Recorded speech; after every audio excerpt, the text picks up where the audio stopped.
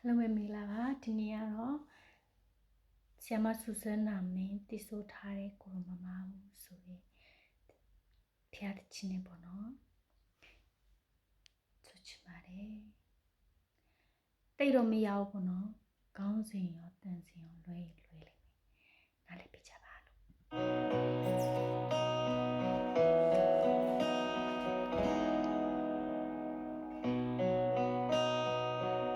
စာကမမအောင်စာကြည့်မယ်နော်တကယ်လို့မြတ်ဖြစ်ချင်တယ်မဖြစ်ရင်တကယ်လို့မြတ်တောင်းစုတွေမပြည့်ရင်မမြင်နိုင်လို့ကျွန်တော်နားမလဲခဲ့ရှင်ကိုတော့မဘူးဘယ်သူမှကျွန်တော်နားမရှိတော့ရှင်ဘယ်ကိုလဲရှောင်ရမယ်မသိရင်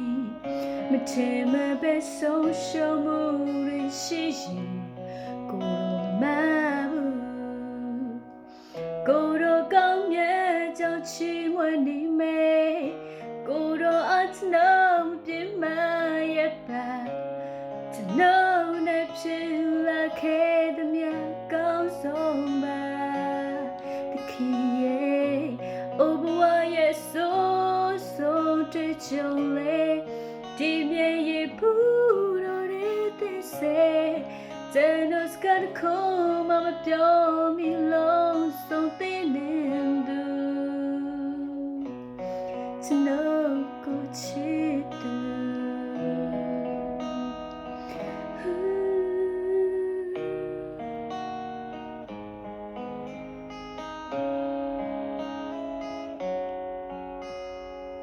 တကယ်လို့မြတ်ဖြစ်ချင်တယ်မဖြစ်ရင်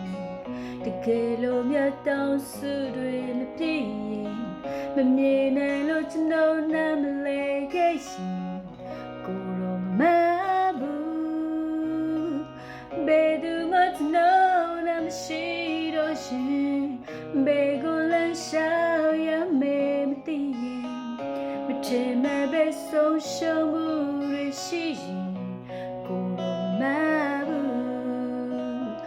ကိုတော့ကောင်းမြတ်ကြောင့်ချီးမွမ်းနေမယ်ကိုတော့အချနောင်ပြမရဲ့ပါကျွန်တော်နဲ့ဖြစ်လာခဲ့တဲ့မြတ်ကောင်းဆုံးပါတခင်ရဲ့အိုဝါရဲ့ဆိုးတွေ့ကြုံလေဒီမြတ်ရဲ့ဘူးတော်ရဲ့သစ္စာကျွန်တော်စကားကိုမပြောမိလို့ဆိုတဲ့နေသူကျွန်တော်ကိုချစ်သူ